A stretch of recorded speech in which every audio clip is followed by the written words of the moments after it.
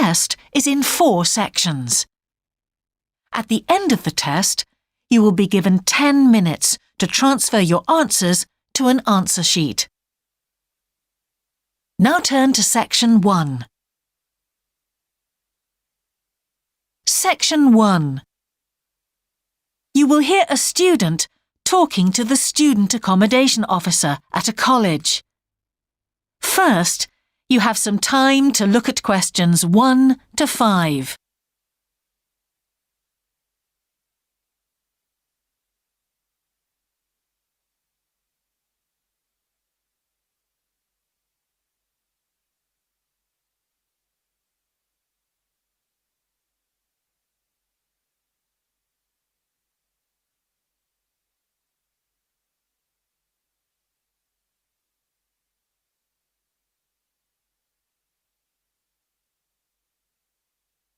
You will see that there is an example that has been done for you.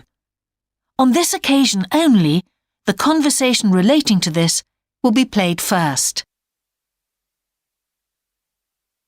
Good morning. Can I help you? Yes, I've just been accepted on a course at the university and I'd like to try and arrange accommodation in the hall of residence. Yes, certainly. Please sit down. What I'll do is fill in a form with you to find out a little more about your preferences and so forth. Thank you. The student wishes to arrange accommodation in a hall of residence, so hall has been written in the space. Now we shall begin. You should answer the questions as you listen, because you will not hear the recording a second time. Listen carefully and answer questions 1 to 5. Good morning. Can I help you? Yes, I've just been accepted on a course at the university and I'd like to try and arrange accommodation in the hall of residence. Yes, certainly. Please sit down. What I'll do is fill in a form with you to find out a little more about your preferences and so forth. Thank you. So, first of all, can I take your name? It's Anu Bhatt. Could you spell your name, please? Yes, ANUBHATT. Thanks. And could I ask your date of birth? The 31st of March, 1972. Thank you. And where are you from? India. Oh, right. And what will you be studying? I'm doing a course in nursing. Right, thank you. And how long would you want to stay in hall, do you think? Well, it'll take 3 years, but I'd only like to stay in hall for 2. I'd like to think about living outside for the 3rd year. Fine. And what did you have in mind for catering? Do you want to cook for yourself or have all your meals provided? That's full board. Is there something in between? Yes, you can just have evening meal provided, which is half board. That's what I'd prefer. Yes, a lot of students opt for that. Now, with that in mind, do you have any special diet, anything we should know about? Yes, I don't take red meat. No red meat. Before you hear the rest of the conversation, you have some time to look at questions 6 to 10.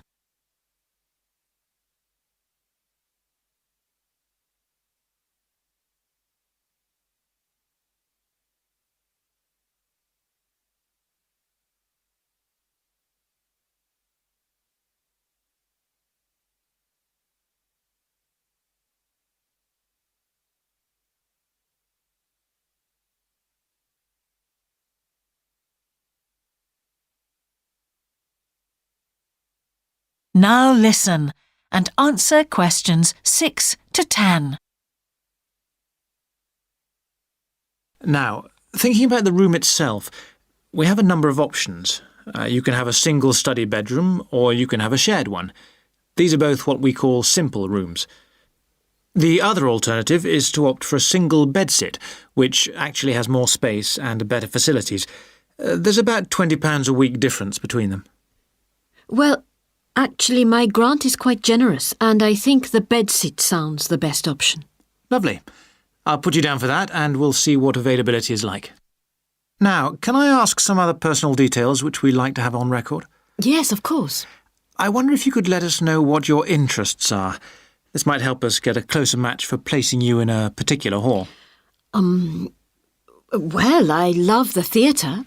Right. And I enjoy sports, particularly badminton. Ah, that's worth knowing. Now, what we finish with on the form is really a list from you of what your priorities are in choosing a hall, and we'll do our best to take these into account. Well, the first thing is I'd prefer a hall where there are other mature students, if possible. Yes, we do have halls which tend to cater for slightly older students. And I'd prefer to be out of town. That's actually very good for you because we tend to have more vacancies in out-of-town halls. Lucky. Yes. Anything else? Well, I would like somewhere with a shared area, a TV room, for example, or something like that. It's a good way to socialise. It certainly is. That's it. Now, we just need a contact telephone number for you. Oh, sure, I'll just find it. It's 667549. Great. So we'll be in contact with you as soon as possible. That is the end of section 1. You now have half a minute to check your answers.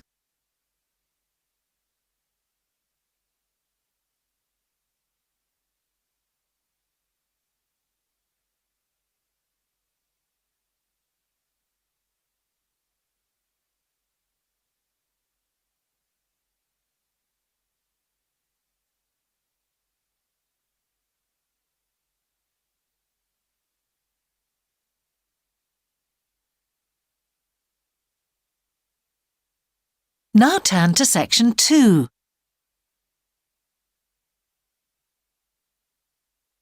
Section 2.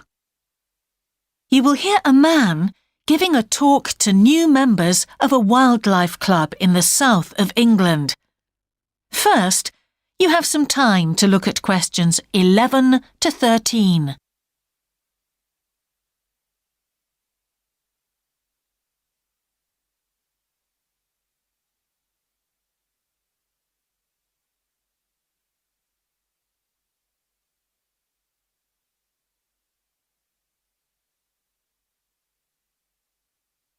Now listen carefully and answer questions 11 to 13. Hello, I'm delighted to welcome you to our wildlife club and very pleased that you're interested in the countryside and the plants and creatures of this area. I think you'll be surprised at the variety we have here, even though we're not far from London.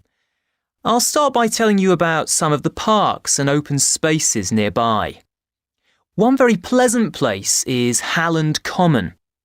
This has been public land for hundreds of years, and what you'll find interesting is that the River Ouse, which flows into the sea 80 kilometres away, has its source in the common. There's an information board about the plants and animals you can see here, and, by the way, the common is accessible 24 hours a day. Then there's Holt Island, which is noted for its great range of trees. In the past, willows were grown here commercially for basket making, and this ancient craft has recently been reintroduced. The island is only open to the public from Friday to Sunday because it's quite small, and if there were people around every day, much of the wildlife would keep away. From there, it's just a short walk across the bridge to Longfield Country Park. Longfield has a modern replica of a farm from over 2,000 years ago.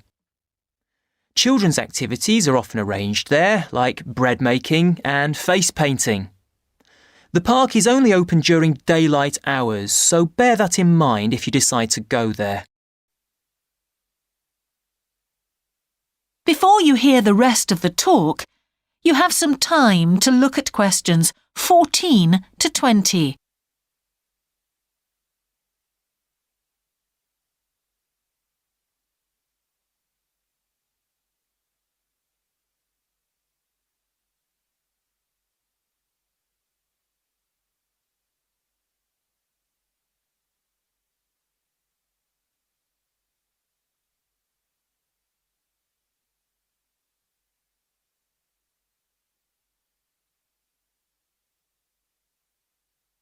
Now listen and answer questions 14 to 20. Longfield Park has a programme of activities throughout the year, and to give you a sample, this is what's happening in the next few days. On Monday, you can learn about herbs and how they've been used over the centuries. You'll start with a tour of our herb garden, practice the technique of using them as colour dyes for cloth, and listen to an illustrated talk about their use in cooking and medicine.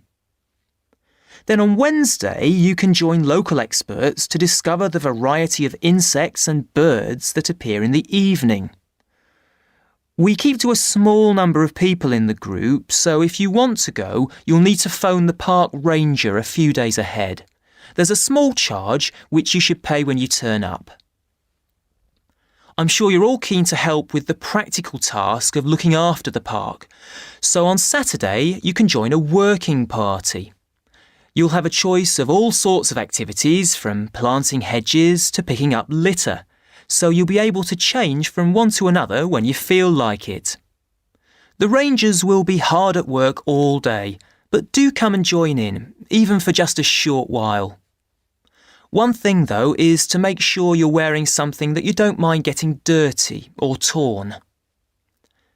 And finally, I'd like to tell you about our new wildlife area, Hinchingbrook Park, which will be opened to the public next month. This slide doesn't really indicate how big it is, but anyway, you can see the 2 gates into the park and the main paths. As you can see, there's a lake in the northwest of the park with a bird hide to the west of it at the end of a path, so it'll be a nice, quiet place for watching the birds on the lake. Fairly close to where refreshments are available, there's a dog walking area in the southern part of the park, leading off from the path. And if you just want to sit and relax, you can go to the flower garden. That's the circular area on the map, surrounded by paths. And finally, there's a wooded area in the western section of the park, between 2 paths. OK, that's enough from me, so let's get on and have a look. That is the end of section 2. You now have half a minute to check your answers.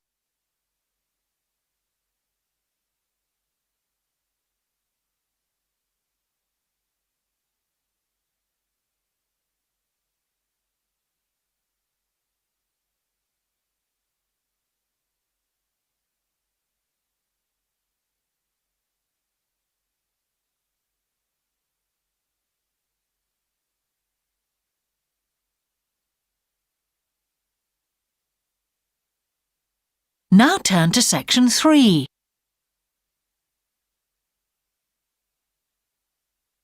Section 3. You will hear the Director of Studies in an English Language Centre and a student representative talking about their self-access centre. First, you have some time to look at questions 21 to 24.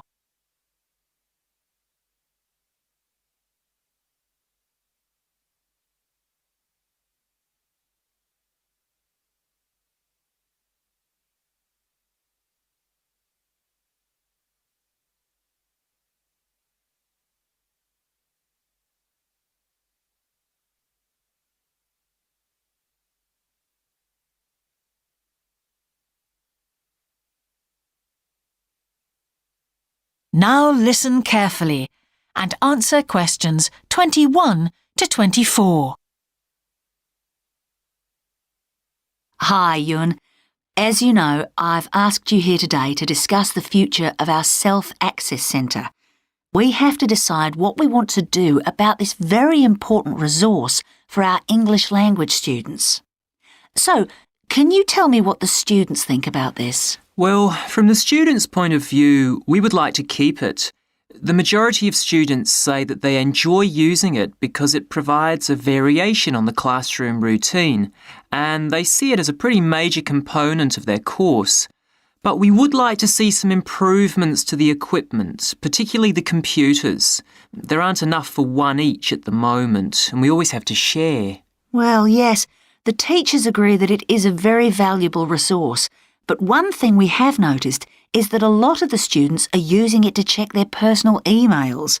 We don't want to stop you students using it, but we think the computers should be used as a learning resource, not for emails.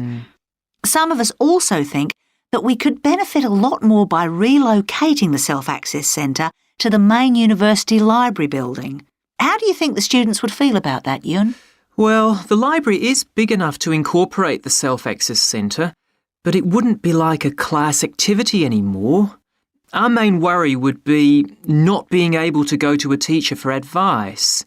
I'm sure there would be plenty of things to do, but we really need teachers to help us choose the best activities. Well, there would still be a teacher present and he or she would guide the activities of the students. We wouldn't just leave them to get on with it. Yes, but I think the students would be much happier keeping the existing setup.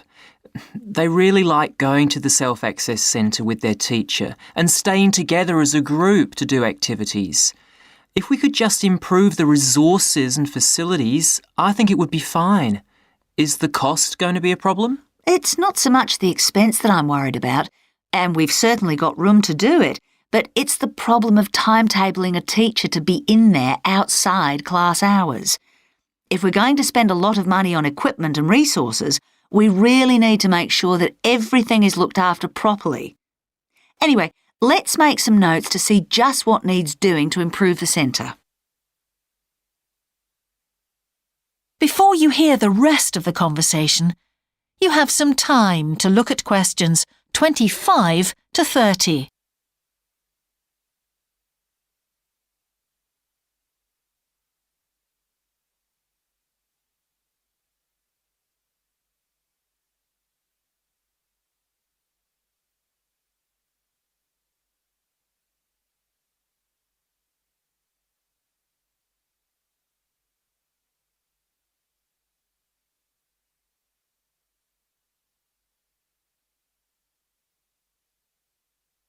Now listen and answer questions 25 to 30. Now, what about the computers? I think it might be a good idea to install some new models.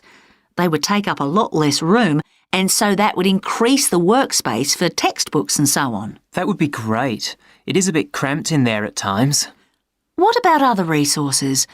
Do you have a list of things that the students would like to see improved? Yes, one of the comments that students frequently make is that they find it difficult to find materials that are appropriate for their level, especially reading resources. So I think we need to label them more clearly. Well, that's easy enough. We can get that organised very quickly. In fact, I think we should review all of the study resources as some of them are looking a bit out of date. Definitely. The CD section especially needs to be more current. I think we should get some of the ones that go with our latest course books and also make multiple copies. Good. Now, I was also thinking about some different materials that we haven't got in there at all. What do you think of the idea of introducing some workbooks? If we break them up into separate pages and laminate them, they'd be a great resource. The students could study the main course book in class and then do follow-up practice in the Self-Access Centre. That sounds good. OK, now finally we need to think about how the room is used. I'll have to talk to the teachers and make sure we can all reach some agreement on a timetable to supervise the centre after class. But we also need to think about security too, especially if we're going to invest in some new equipment. What about putting in an alarm? Good idea. The other thing I'd like to do is talk to our technicians and see whether we could somehow limit the access to email. I really don't want to see that resource misused. What about if we agree to only use it before and after class? Yes, that would be fine. OK, anyway, that's great for now. We'll discuss it further when we've managed to sort. That is the end of section 3. You now have half a minute to check your answers.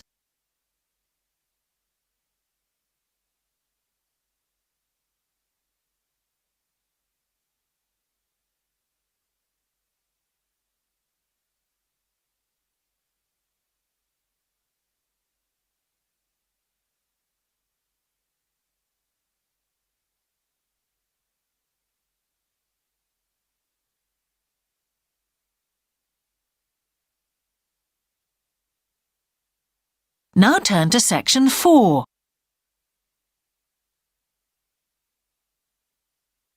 Section 4. You will hear the beginning of a lecture about business cultures. First, you have some time to look at questions 31 to 40.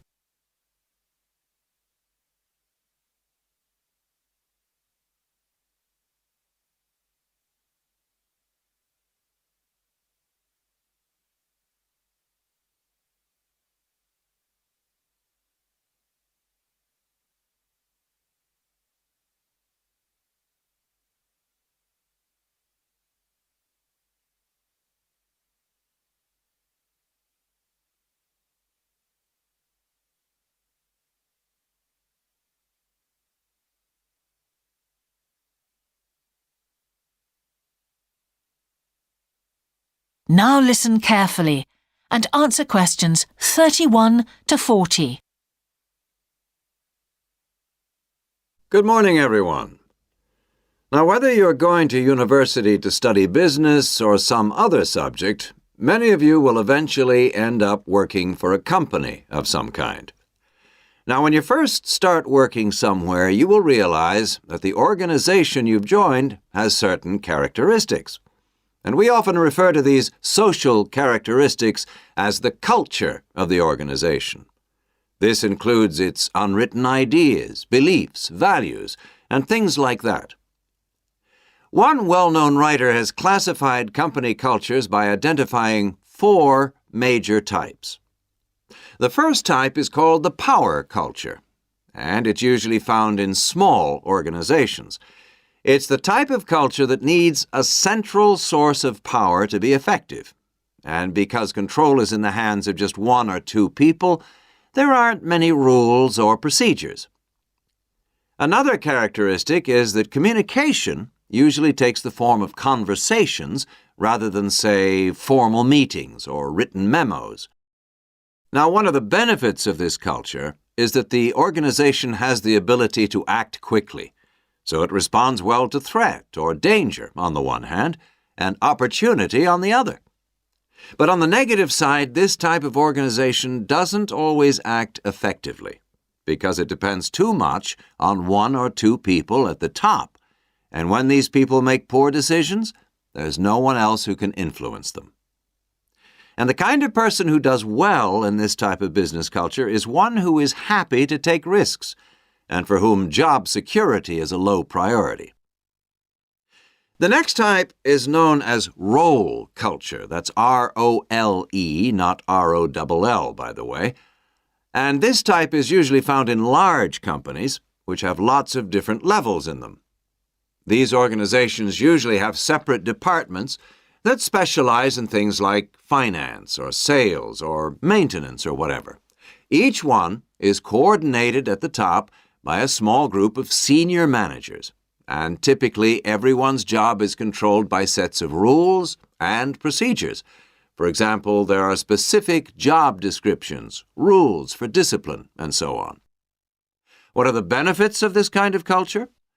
Well, firstly, because it's found in large organizations, its fixed costs, or overheads as they're known, are low in relation to its output or what it produces. In other words, it can achieve economies of scale.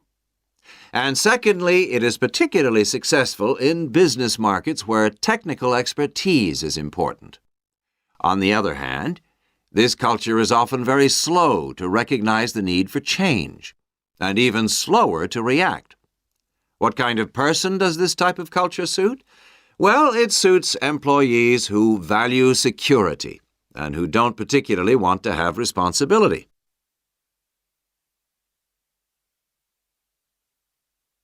Moving on now to task cultures.